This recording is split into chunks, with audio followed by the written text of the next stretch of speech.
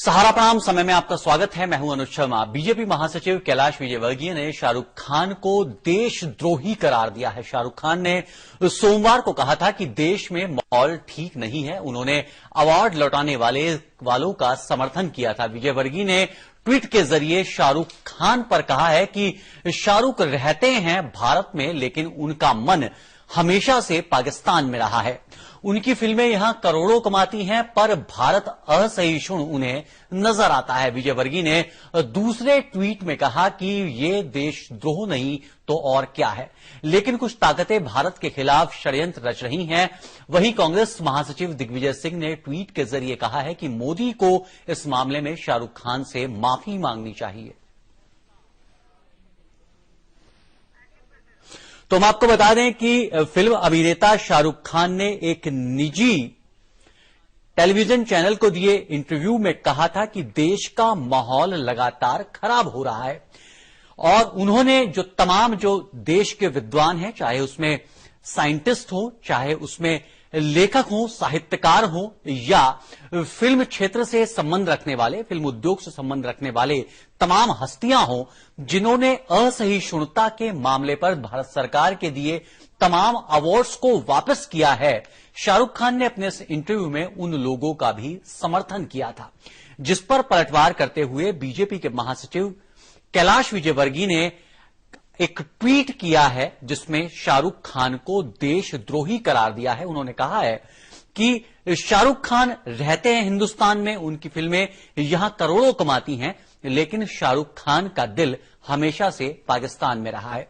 साथ ही उन्होंने एक और ट्वीट जारी किया जिसके जरिए उन्होंने शाहरुख पर हमला बोलते हुए कहा कि शाहरुख का यह बयान एक देशद्रोही की मानसिकता को दिखाता है और शाहरुख खान के इस बयान को देशद्रोह ना कहा जाए तो क्यों ना कहा जाए।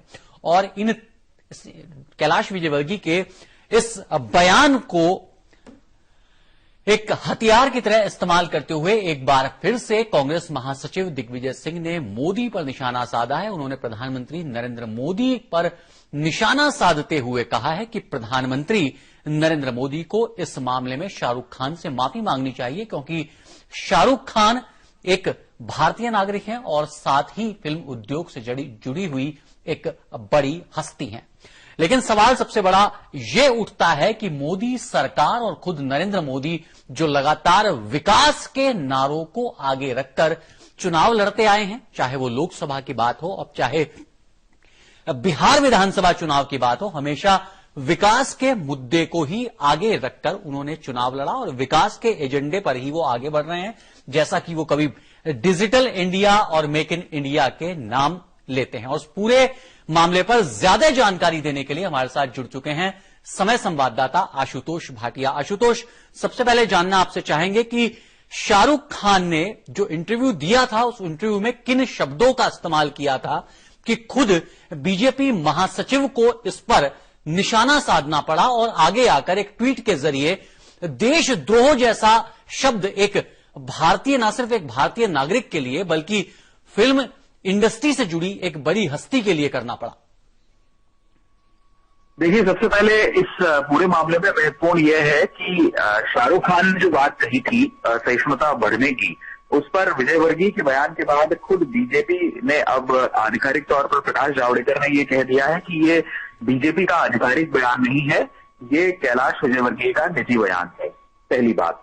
दूसरी बात, मैं कहूंगा कि ये जो है सहिष्णुता का मसला उछाला जा रहा है, इस पूरे मामले में सभी पक्षों की कोशिश ये है कि वो किस तरीके से चर्चा में बने रहकर अपने कद को बढ़ा सकते हैं। जी बिल्कुल। शाहरुख खान हो चाहे कैलाश विजयवर्गीय हो, लगता यही है कि सब लोग अपने अपने हिसाब से जो सियासत है उसमें जुटे हुए हैं। जहां तक कैलाश विजयवर्गीय के बयान का सवाल है, उन्होंने जो देशद्रोह शब्द जो आप कह रहे हैं उसका उपयोग इस दृष्टिकोण से किया है कि एक ऐसा वक्त जिसमें कि भारत की छवि पूरे विश्व में सुधर रही है और रेटिंग्स में भी वो शोर हो रहा है अंतर्राष्ट्रीय स्तर पर, जो स्वतंत्र रूप से रेटिंग्स होती हैं छवि को लेकर किसी देश की, और भारत जब उभर रहा है और साथ ही भारत को संयुक्त राष्ट्र परिषद में स्थायी स्थान मिलने की भी बात हो रही है, तब ऐसे में भारत की छवि खराब करने के लिए जो शक्तियां सक्रिय हैं उनका सहयोग देना होगा। इस प्रकार का बयान देना जो शाहरुख खान ने दिया है, लिहाजा यह देशद्रोह है। अब ये बात निकली है तो दूर तलक जरूर जाएगी और इस पर न सिर्फ दिग्विजय सिंह बल्कि बहुत सारे लोगों के बयानात आएंगे, जिसमें कमल हसन ने भी ये कहा है कि असहनशीलता ही वो कारण थी जिससे कि पाकिस्तान बना था।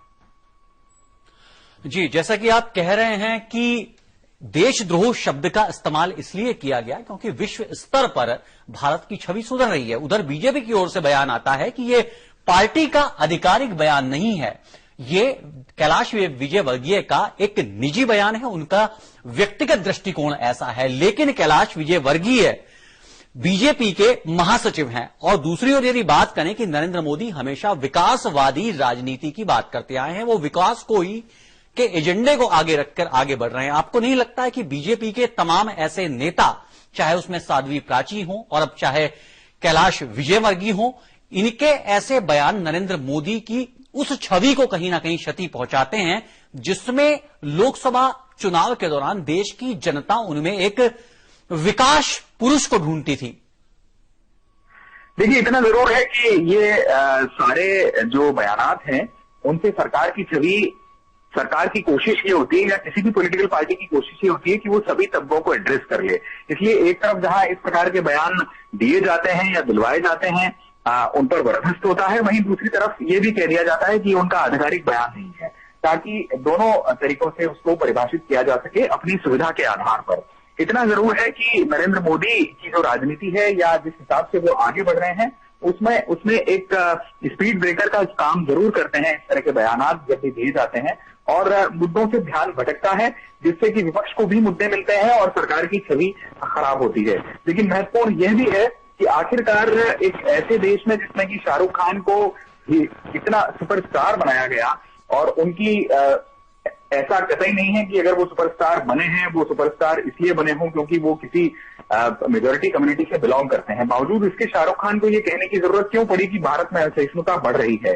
तो ये भी एक सवाल खड़े करता है कि क्या शाहरुख खान किसी पॉलिटिकल ब्लॉक या किसी पॉलिटिकल विचारधारा से उनका ताल्लुक है इसलिए ऐसा बयान देते हैं, या फिर भविष्य में वो खुद को इस राजनीति में स्थापित करना चाहते हैं इसलिए उन्होंने यह बयान दिया है?